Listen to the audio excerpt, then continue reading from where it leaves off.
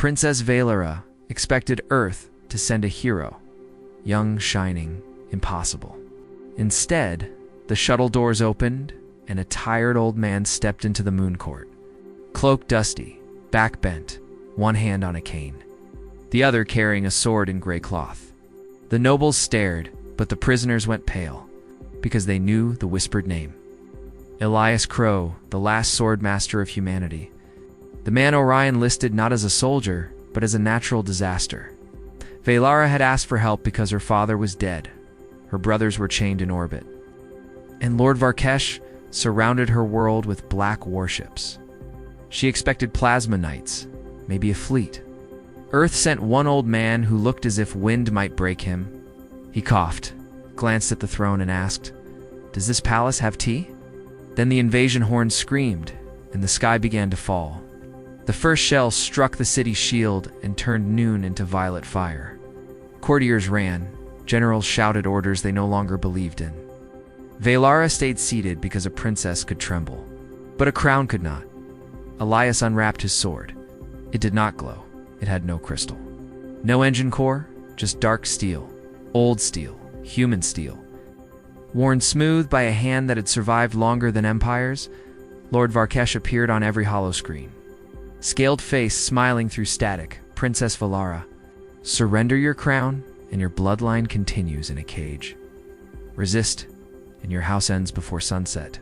The old man stepped in front of the image, blocking him with narrow shoulders, and Varkesh stopped smiling. Every legend has a moment when the monster realizes the story is not about him. "You, Varkesh," whispered, "impossible." Elias leaned on his cane and said, "I was retired." Black dropships opened above the capital. Soldiers poured into the marble avenues. Vaelara saw her last defenders form a hopeless line, shields shaking, rifles raised. Faces already mourning themselves, Elias walked past them alone. Cane tapping once with every step, Vaelara ran after him. "You cannot face an army by yourself." He did not turn around. "No, child. I am going to remind them what an army is afraid of." At the gate of dawn, 12 giants rushed him with shock lances. Elias waited until they were almost close enough. Then the cane fell. The sword came free, and the old man vanished into motion. He did not fight like palace duelists. He fought like gravity, simple, final, unavoidable. One step avoided a thrust, one twist broke a lance. One flat strike crushed a sensor. One pummel cracked an armor joint. No rage, no flourish. Only decisions made faster than fear when the squad collapsed. Not one citizen understood what they had seen. But the soldiers did, across every Imperial channel. One warning began repeating, "Human blade active, human blade active." Because sometimes the most dangerous weapon is not the sword. It is the memory of what happened the last time it was drawn.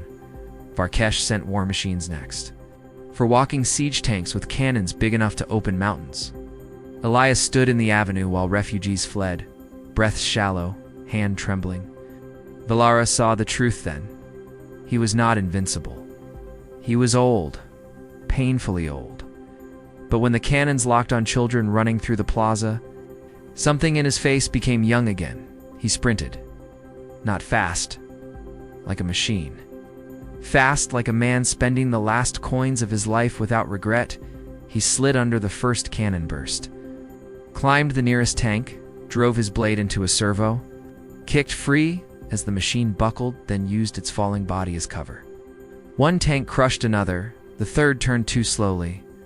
The fourth fired too late, and moments later, for engines lay smoking.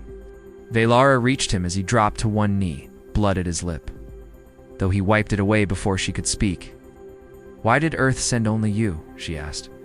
Elias looked toward the palace spires, where Varkesh, personal guard, had landed.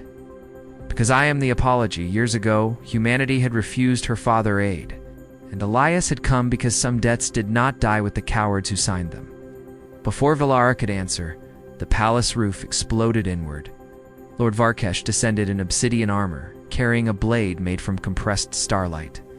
Behind him came 20 honor guards, the hall filled with smoke and broken glass. Vaelara lifted her dagger, though her hand shook. Elias stood beside her, older than victory, smaller than the enemy, but somehow, the only solid thing left in the room. This is where fear usually wins.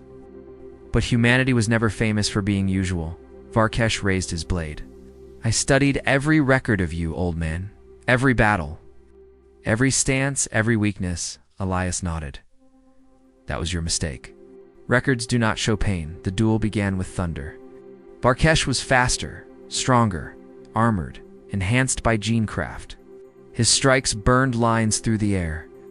Elias gave ground again and again, each parry costing him. Each step pushing him closer to the throne. Varkesh was trying to prove that time could kill even the nightmare of Earth. Then Elias stumbled.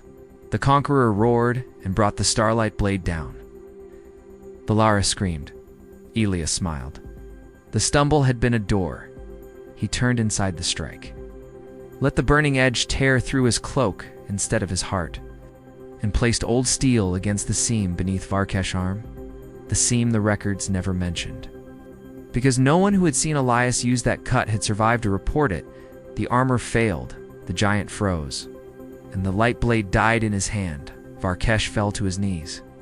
Defeated by a man everyone had mistaken for history, the honor guard dropped their weapons. The fleet withdrew before sunset, and when silence returned, Vaelara found Elias on the broken steps.